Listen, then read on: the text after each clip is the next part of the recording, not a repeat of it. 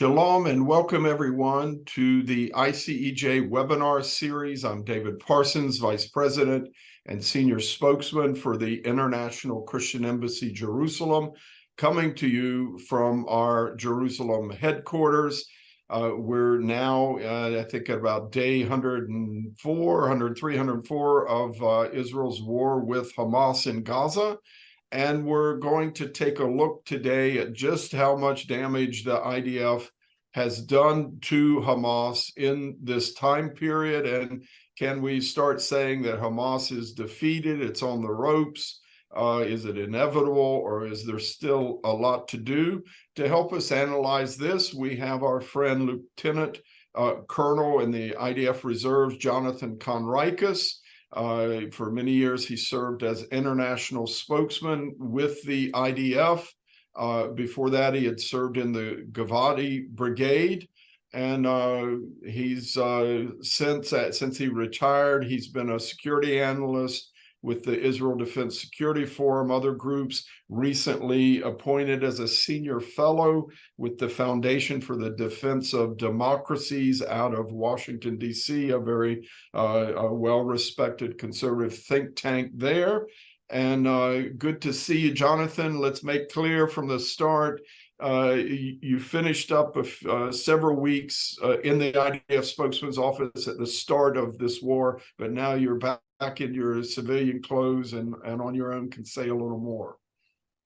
Exactly, David, and I'm very happy to be here, and I thank you for having me on your show. Always great to have you. You're a wealth of information and insights. We're trying to determine, how close is the IDF getting to defeating Hamas in Gaza? We're expecting after 3, 4, 5 months, maybe by March or so, a lot of the heavy fighting in Gaza would be over. The IDF itself, Chief of Staff Herzi Halevi, and other senior IDF figures, not just the spokesman's office, has said, look, you have operational control over most of northern Gaza. There's even drawdowns of troops. I think one of the 5 divisions in Gaza is being taken out for some R&R and retraining. And so how far along are you to defeating Hamas? How much longer is it going to take to get this job done? Yes, that's probably a question that a lot of people are asking in Israel and around the world. And like many things in life, the answer is complex and indecisive. My answer would be that I'll divide it into a few parts.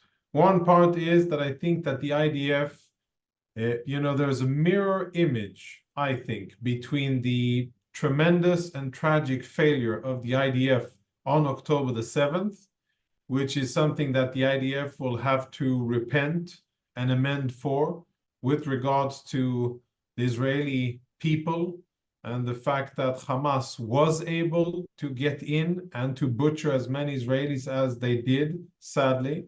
And that is something that the IDF, being a serious and transparent and honest organization, will have to look deeply into, fix, and make sure that the state of Israel, and most importantly, the people of Israel, will be able to trust it to do its job again in the future.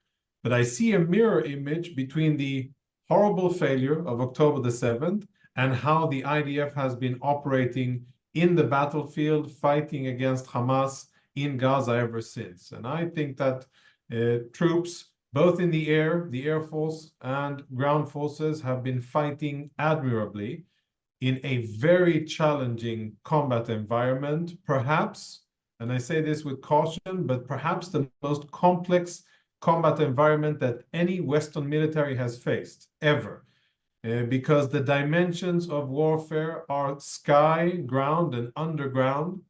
And the Gaza Strip, to begin with, even before we speak about the underground, is one of the most densely populated areas in the world, which is really a playground for a terrorist. It offers so much protection and concealment and excellent positions for a terrorist or a militant, if you want to call them that, but most of them are terrorists. And it is a very challenging area to operate for a mechanized and regular military. And that's without talking about the tunnels. And despite the fact that the IDF's enemy is embedded within the civilian population, and Hamas uses civilians and all of the civilian infrastructure hiding behind it, and is embedded within it, and it makes it very difficult for the IDF to distinguish between combatant and non-combatant. Despite all that, and despite the fact that Hamas has this tremendous, hundreds of miles and very complex and at the high level of sophistication tunnel system that they've been using to launch attacks at Israel, to fire rockets at Israeli civilians, and to plan and execute attacks against Israeli troops inside Gaza. Despite all of these things, the terrain, the tunnels, the civilians, and the enemy, I think that the IDF has been doing and is doing a tremendous job at dismantling Hamas and its military infrastructure with a minimal impact on non-combatants in Gaza. Yes, there are civilians that have been killed that probably were not part of fighting, but I think that given the almost impossible situation that Hamas has rigged on the ground, the IDF has been doing a very good job. Sadly, on a very, very important mission that the IDF has to return Israeli hostages, the IDF has not yet been as successful as we would have wanted to be.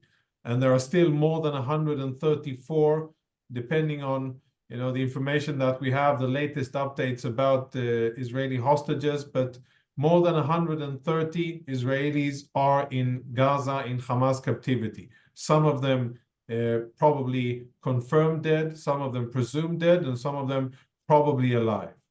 And that is a situation that surely we wouldn't have imagined that we would be in 100 days after the war started. And we want to be in a different situation. We want all of the Israelis to be brought back home, and we want Hamas dismantled, and we want to start building the future of southern Israel and Israel again. And sadly, we are not there yet. Good progress, as you said, has been made in northern Gaza. The IDF has dismantled most of Hamas's infrastructure there. At least 11, perhaps 12 out of 12 Hamas battalions in the north have been rendered out of commission. There are still squads of terrorists there, and they still have rocket launchers, but all in all, I think a very good achievement. Lots of terrorists have been killed. We're talking about at least 8,000, according to IDF assessments, which may change, but this is the number we're speaking about now. Lots and lots of weapons uncovered and destroyed. Dozens of miles, if not hundreds of miles already in the north of tunnels that have been exposed, researched, and destroyed. Some of those tunnel networks have been massive, that could accommodate vehicles, pickup trucks inside them, specifically in the northern part of the Gaza Strip. So in the north, we're talking about good, solid military achievements, not mission accomplished yet, but good achievements. In the center and in the south, the IDF is still hard at work. Lots of troops are still inside the Gaza Strip, operating, fighting the enemy, fighting above ground and underground, and dismantling bit by bit Hamas infrastructure, which is, again, as I said, very much embedded within the civilian infrastructure in Gaza. There's hardly a house, a school, or a clinic that Israeli troops get to without exposing a tunnel shaft or hidden weapons, hidden explosives, or some other, or a rocket launcher, which Israeli troops have found in kindergartens and in schoolyards and in schools and in mosques and close to churches. All of that has happened, and the IDF continues to dismantle their infrastructure.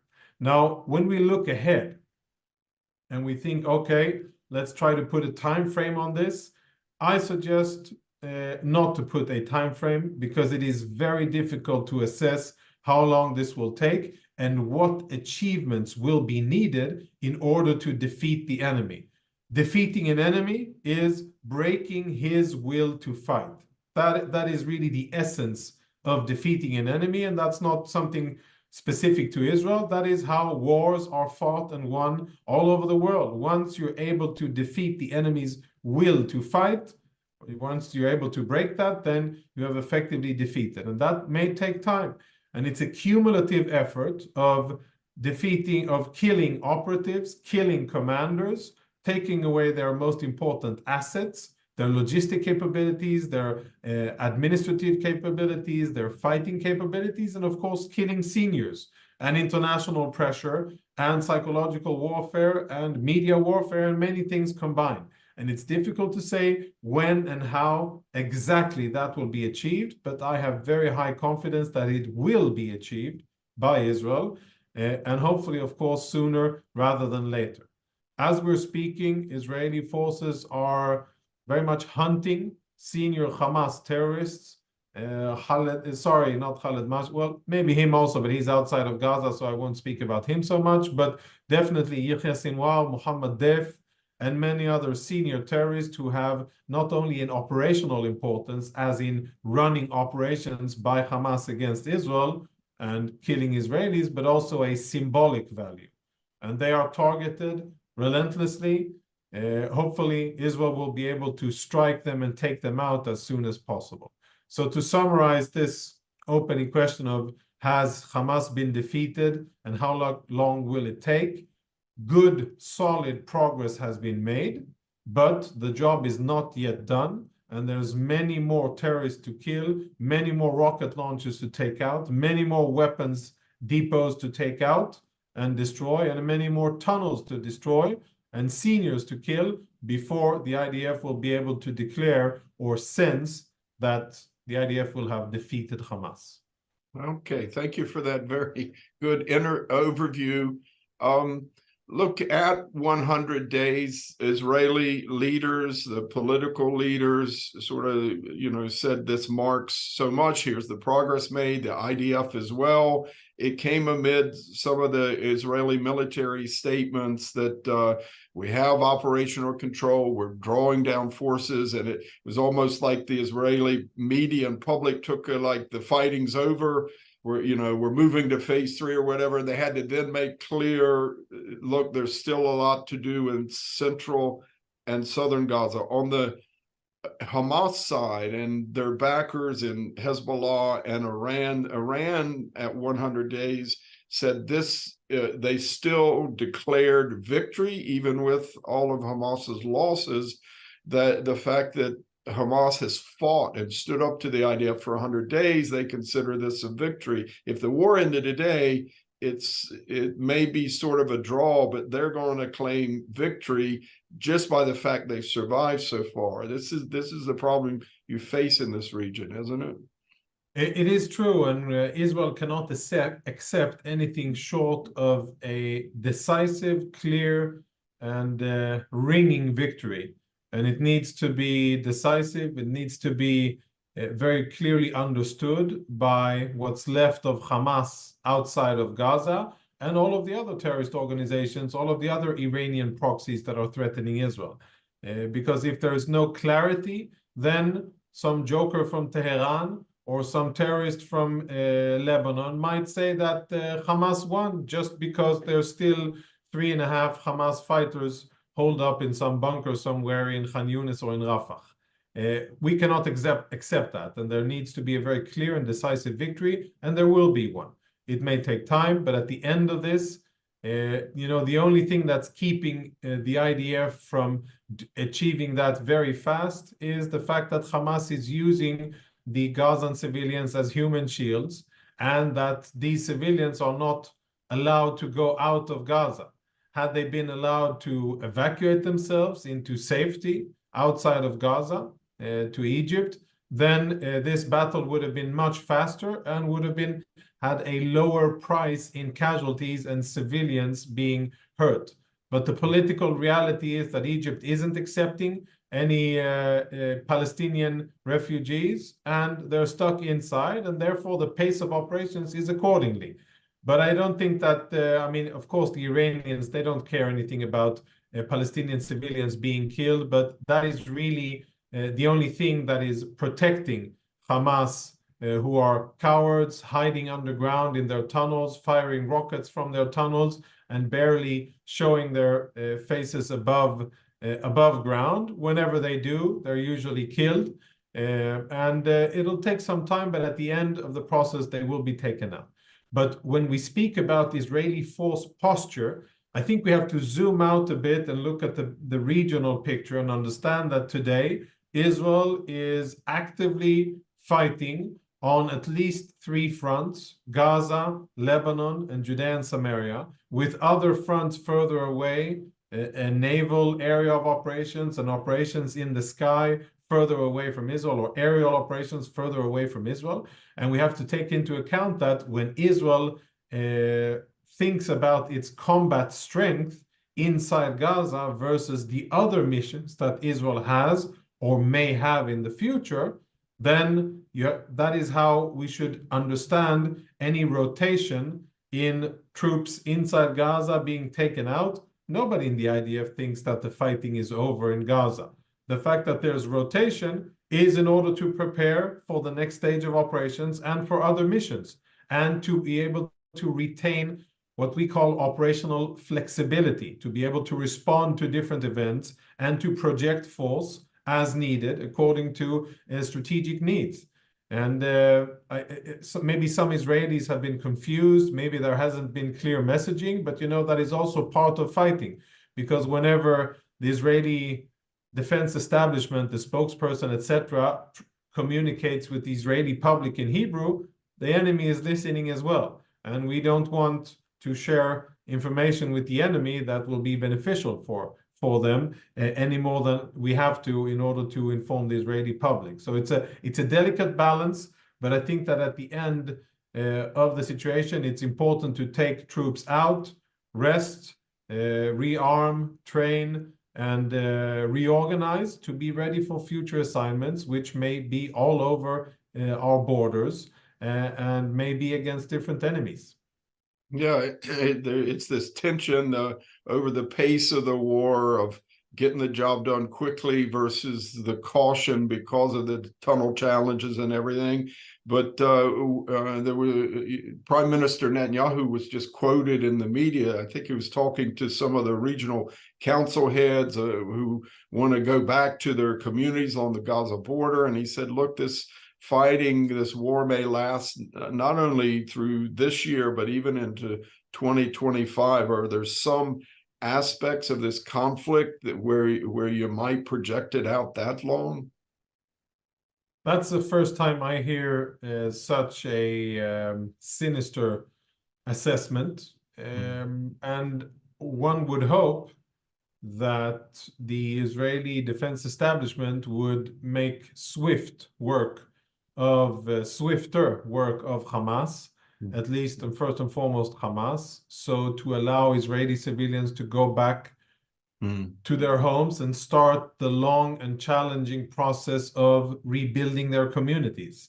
There's almost 20 Israeli communities that have been evacuated, some of them are totally ruined, and there will have to be a tremendous reconstruction effort in order to bring these communities back to life. And the precondition, of course, is security. Without security, none of that will happen. And once security is achieved, it will take a lot of effort and a lot of time, and a lot of funds and energy will be needed. But I have complete,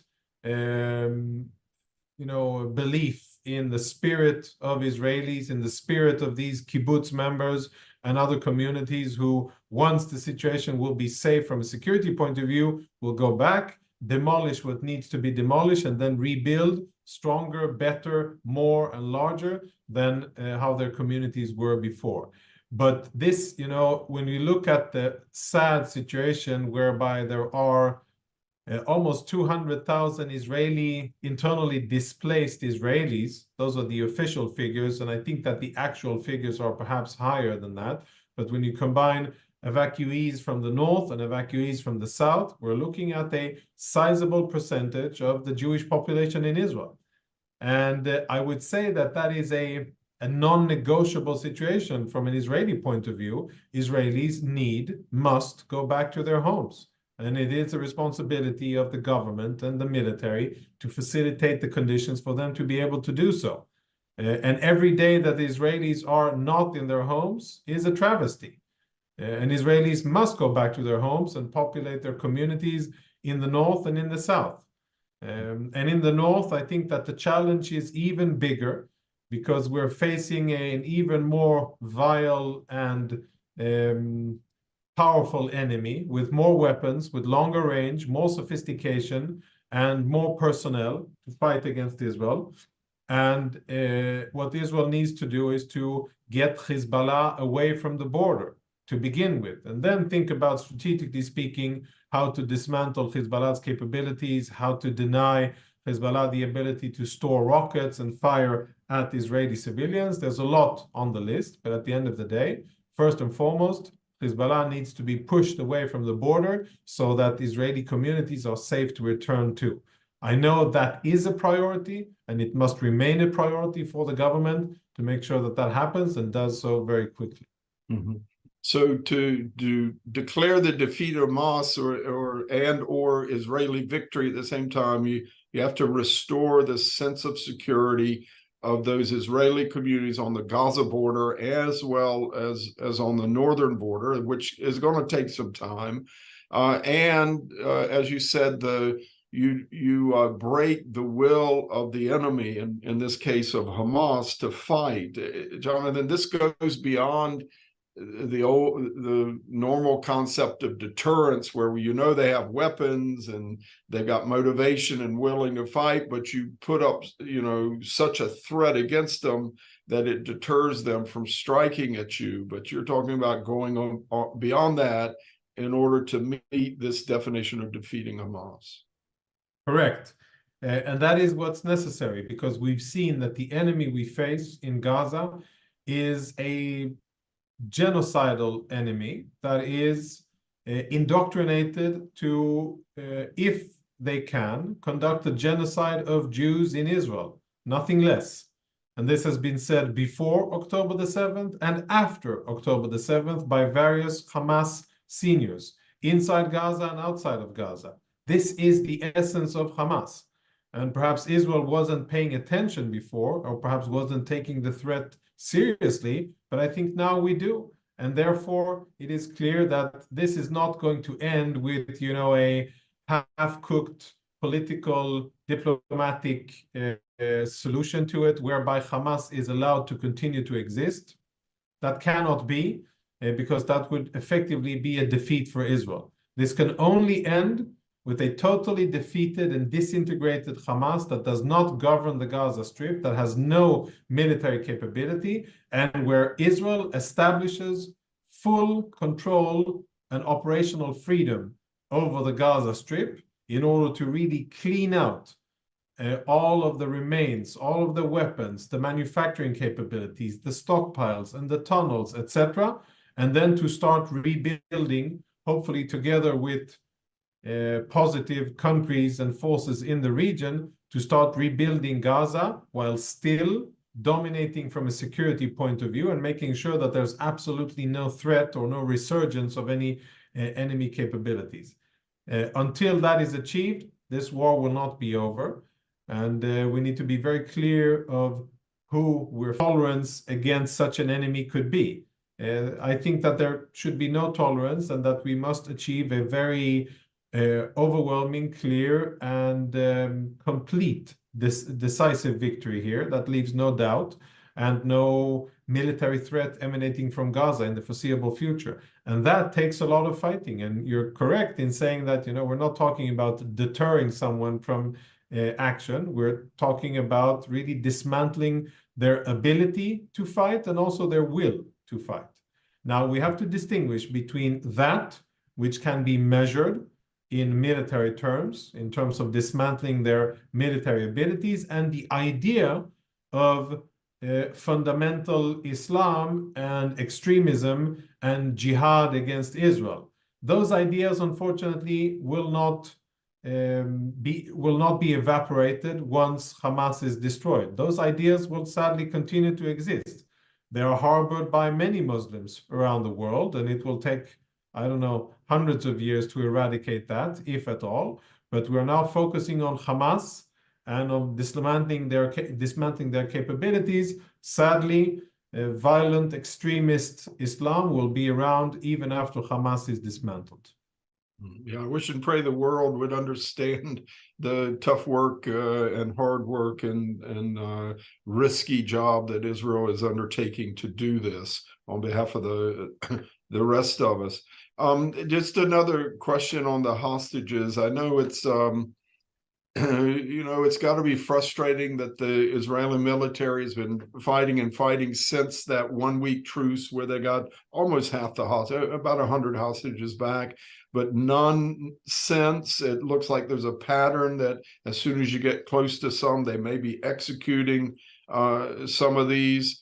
And now we've got the 1 year birthday of the little Kafir Bibas child. But the IDF says we need to keep the military pressure on in order to get these hostages back. Why is that the key to getting them back? Because otherwise Hamas doesn't have an incentive to do so. And unless there is continuous, heavy, relentless, and painful pressure on Hamas, on their leaders, on their terrorists, on the fighters, on their infrastructure, their houses, their belongings, and their hideouts, etc., unless there is that clear pressure, then why would they? Then they would have the upper hand and they would just drag out things and they could take all the time in the world and dictate all the conditions, and Israel wouldn't be in a really in a very good situation to dictate anything. And that is not where we should be being. And I frankly think that Israel has been, how should I say it, extremely tolerant and very considerate of humanitarian needs in Gaza.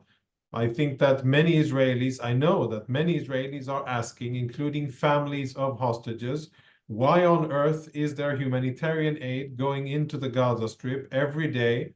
Hundreds of trucks. We're talking about more than 200 trucks every day now for the last week. Why is there humanitarian aid going into Gaza while there are, let's say, 135 Israelis being held hostage there?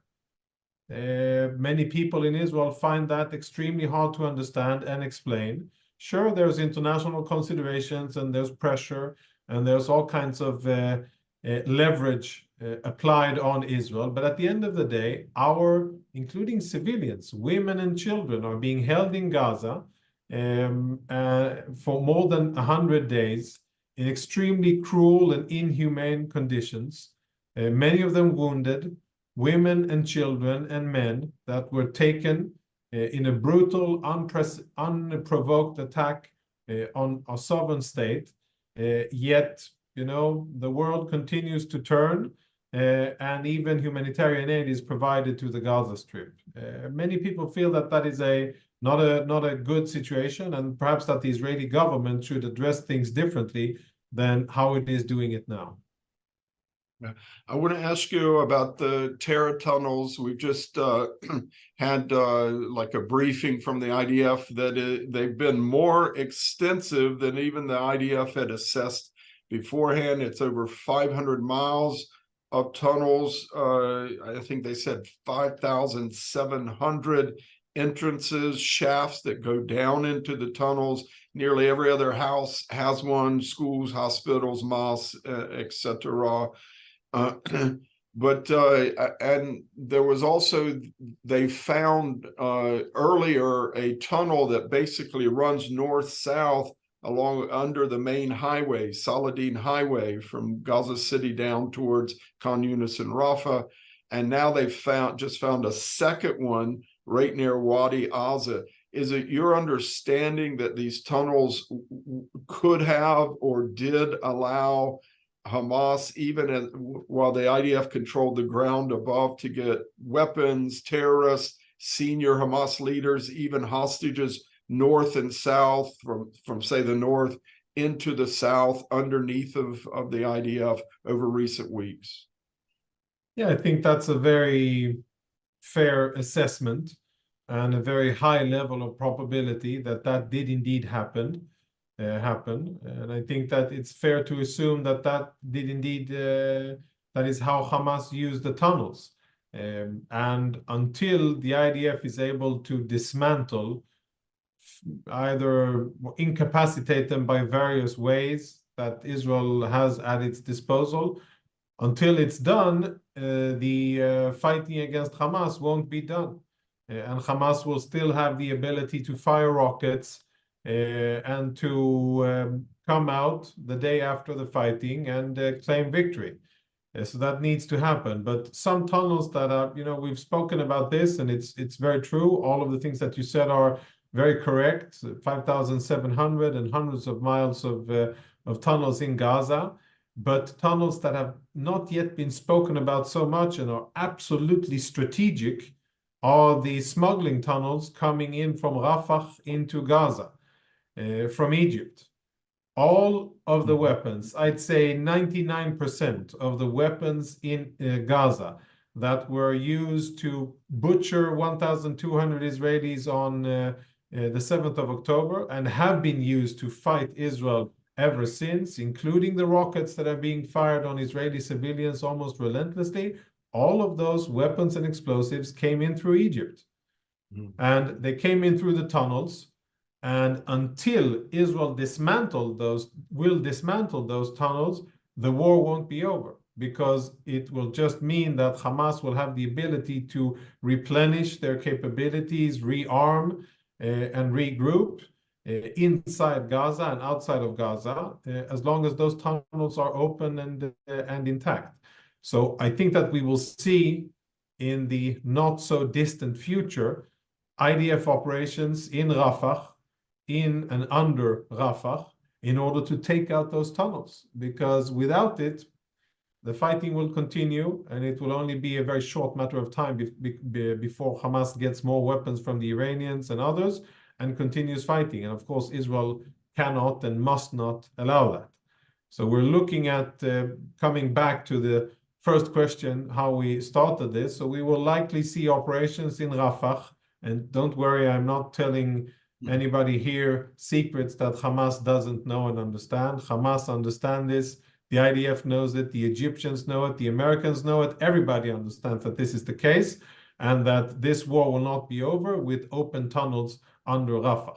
Just informing you and your tremendous viewers around the world that they can anticipate fighting in Rafah, and it is an absolute necessity for Israel, even and despite the fact that there may be a lot of civilians, internally displaced civilians there. They will have to move. They will have to be moved out of that area in order to allow for IDF operations there. And hopefully they will do so quickly without any interference. And then the IDF can get busy at dismantling that. One last thing, perhaps, that I would like to address. This goes back, and it's actually relevant to the church and to Christian welfare people and humanitarians that were active in at the end of the War of Independence in 1948 and 49. I suppose that you know where I'm going with this. I'm speaking about UNRWA. UNRWA, the UN Works and Relief and Works Organization in Gaza, which started out as a nice enough organization to care for displaced Arabs that were unfortunate victims of the Arab aggression against Israel in 1948. That institution was founded more than 75 years ago, and today that institution, according to my assessment and many others, is perhaps the biggest obstacle to reconciliation, peace, and justice with regards to Israel and the Arabs, and specifically Palestinians. And when we look at the situation in Gaza, I do not think that there can be a just and lasting and sustainable solution to the suffering in Gaza, the instability and the violence and the extremism, as long as UNRWA is allowed to continue to exist and de facto run and operate and manage the Gaza Strip, including schools, hospitals, and provision of food and services. until that organization is phased out and replaced by domestic Arab Palestinian organizations and entities and functions, we will not see stability, we will not see peace, we will not see justice, and most importantly, we will not see an end to the conflict between Israelis and Arabs, and specifically in Gaza. Yeah, point well taken. UNRWA is not only this organization that teaches anti-Semitism, but jihad. Yes, brainwashes to jihad. Yes. Yeah, brainwashes to jihad and brainwashes small Palestinian children that they have the right of return and that someday they will go back to Yaffo and Haifa and Jerusalem, filling their heads with dangerous nonsense that eternalizes the conflict and is very dangerous for them and dangerous for Israelis. The sooner this organization is, responsibly shut down, downsized, and then shut down, and then other phased out. Yeah, phased out. Thank you. That's the word I was looking for. It needs to be phased out responsibly, and then for other Palestinian institutions to take its place. Only when that happens will we see real strategic long-term change for the better for the people in Gaza. Okay, you mentioned not only going into the Rafah area, the southern end of the Strip, but the Philadelphia corridor, which is right on the border with Sinai. I mean, there's sensitivities between Israel, the IDF, and Egypt on this, but the point you made is that all the massive amount of weapons that Hamas had into Gaza, it just shows Egypt, when they said they had shut down those tunnels, it just wasn't the case. And only the IDF has the motivation to go in there and really root them out. This seems to be the case, but that's a whole new operation that's coming, but it's complex because all those civilians have been pushed south. Where are you going to send them? Are you going to send them to some of the areas that have been covered in southern or central Gaza? Are you going to would Israel let them back into the north? Because that carries all kinds of risks as well. Yeah, I think the best solution, as far as I can understand it, is, again, with respect for the sanctity of human life, with respect for the fact that people who are not part of Hamas and not combatants should not be affected by the warfare. And this is what the IDF has been aspiring to achieve all along. And this has been the guiding principle for Israeli operations. This is why Israel called on Palestinians to evacuate northern Gaza ahead of the Israeli ground maneuvers there, simply to get them out of harm's way. Sadly, Hamas didn't allow people to do so, and UNRWA actively worked against Israel in order to save these people and get them out of the areas, and UNRWA refused to build the humanitarian zone and proper refugee or IDP housing in the humanitarian zone that the IDF organized. And I think that's very sad. That is so cynical and so sad. And Israel will have to find solutions for that. Hopefully, the humanitarian zone will be erected and furnished, and supplies will be brought there, and shelter, water, sanitation, medical, and food, etc., to that area, so that Palestinians can be temporarily evacuated from there to the Muassi area, just northwest of Khan Yunis. And then they would be there until the fighting is over, until Hamas is defeated, and then slowly they could return and start rebuilding. The best would, of course, be if they would be allowed out to Egypt. Yeah, and of course that would be the safest for them, but I understand the political considerations of the Egyptians. They seem to care very little about the suffering of Palestinians and more about other things, but those are their considerations. And at the end of the day, if we want to minimize the harm to civilians, then they should be taken out of the active combat areas, and there are solutions. If humanitarian organizations and UN entities in Gaza will cooperate with Israel and work together and facilitate the proper construction of that humanitarian zone, then many civilians can be saved and a lot of suffering can be spared. If they won't, and if they'll continue to de facto support and sustain Hamas rule over Gaza by making it more difficult for Israel to fight against Hamas, then there will be more suffering. At the end of it, Israel will obtain whatever goals we need anyhow. And the question is, how many people will suffer on the way? Israel will continue to operate according to the laws of armed conflict, will continue to distinguish between combatant and non-combatant, and to apply the principle of proportionality, operate according only when there is military necessity, and to use force only where needed and applicable. But it is a war. And people who are in a war zone, unfortunately, can and most likely, sadly, will be hurt. And of course, that needs to be prevented to a minimum. And hopefully, international institutions will help instead of obstruct in saving Palestinians. Yeah. We want to start winding up now, but when all the aid is coming in through the Rafah crossing, it's been inspected by Israel, these trucks going in.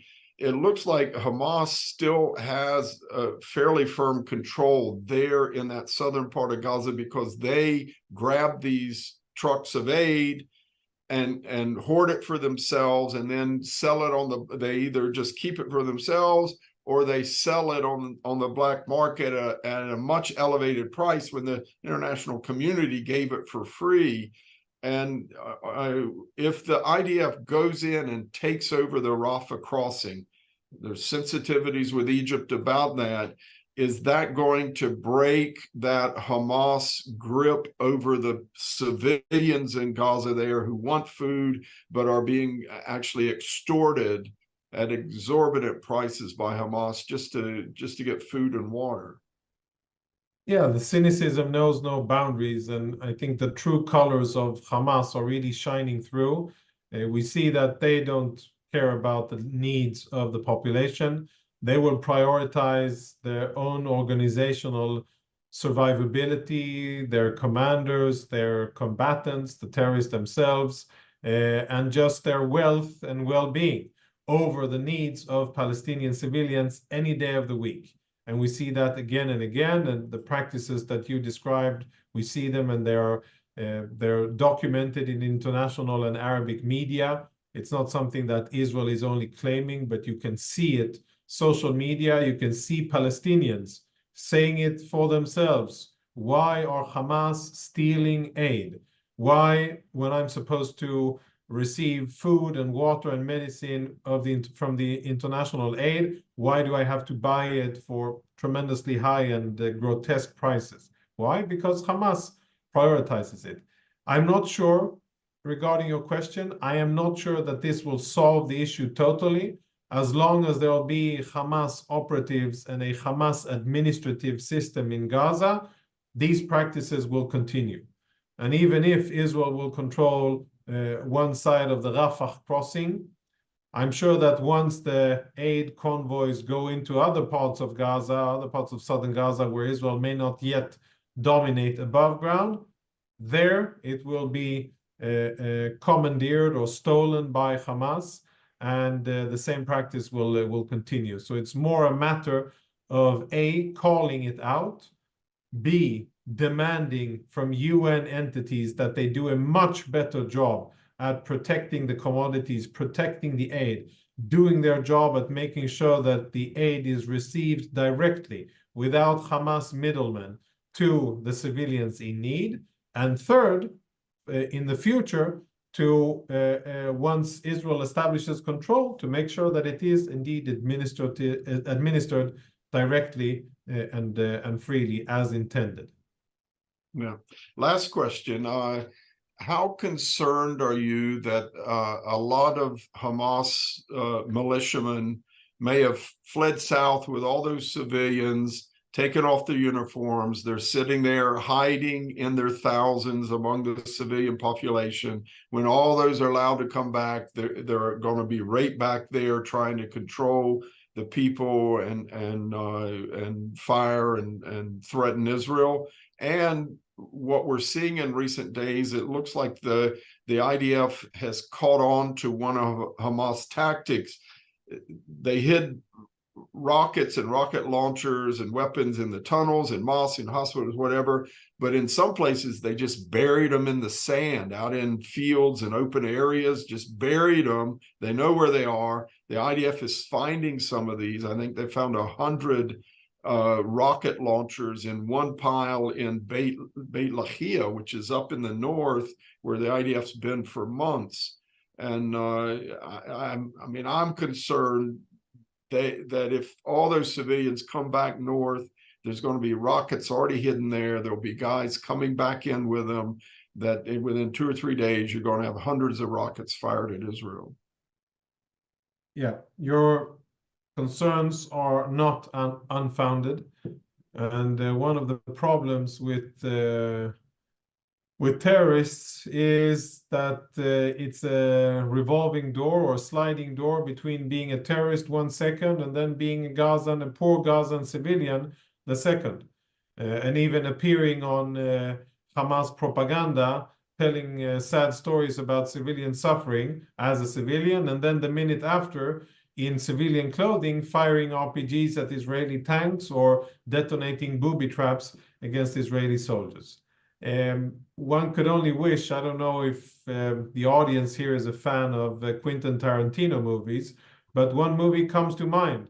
Yeah, I know there's lots of blasphemy, etc., but they may have seen it anyhow, you know, where this squad of vigilante American soldiers, they put something on the foreheads of Nazis. This is, of course, fictional. Yeah, something that they cannot take off, which is a big swastika embedded within their forehead. I wish, you know, there would be a way of telling terrorists from innocent civilian, but it is extremely challenging. It's based on a lot of intelligence work and a lot of cross-referencing of different sources of information. Israel has a lot of good intel on Hamas, but this will be challenging, and it already is a challenge. And if you look at Hamas videos that they themselves are distributing, you'll see that they fight in civilian clothes. They have a vest on them, a military vest, which can be easily taken off, but the rest is civilian clothes, gym shoes and sweatpants. That's how they fight, and not by mistake. It's not as if they don't have uniforms. They've got lots of uniforms for parades and for their photo ops and for their obituaries. They have very nice looking uniforms, but they are not for fighting, because if you fight in uniform, you'll die in uniform, and then it will be clear to everybody and in the world that this was a Hamas terrorist who was fighting. If not, he can be claimed as a civilian who was unfortunately killed by the Israelis after having done absolutely nothing wrong. So it is a challenge, one that Israel is aware of and will be monitoring, but I think despite that monitoring, it will happen. To conclude, I think where we are now at this point is we're in the early stages of this war. Still a lot of efforts will need to be done, still a lot of fighting, still a heavy price in casualties will, I think, be paid by Israel. But I draw lots of comfort speaking with and hearing from Israeli soldiers on the battlefield, soldiers and commanders who are extremely committed, in high spirit, with devotion, conviction, belief in the justness of their cause, and knowing, not just believing, but knowing that there's no other alternative but victory. Complete, decisive, and clear victory over this very extreme evil that has come upon us and murdered our civilians and raped our women and executed our children and taken our civilians hostage. There is no choice but complete victory over them.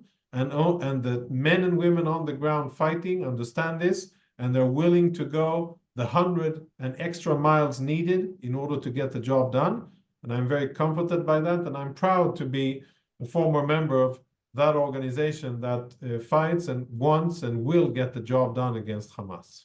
Man, we don't want victory to be snatched from Israel's hands by the U.S. or other internet members of the international community. Just got to keep fighting. We want to thank you for your time, IDF Lieutenant Colonel in the Reserves, Jonathan Conricus, who has served for many years, a well-known figure as IDF spokesman, but is back in civilian roles now as a security analyst with the Israel Defense and Security Forum and the Foundation for the Defense of Democracies, among other think tanks and analysis groups. Thank you, Jonathan, for all your time and insights and expertise. Thank you very much for having me, and shalom from Tel Aviv. Okay, and we want to thank everyone who's joined us today for the ICJ webinar series. Make sure to stay tuned. At the top of the hour at 4 p.m. Israel time, we're going to have our daily global prayer gathering. You can pray with Christian leaders from all over the world. And then we'll see you next week on Thursday at 3 p.m. Israel time, once again, for our ICEJ webinar series. God bless you from Jerusalem.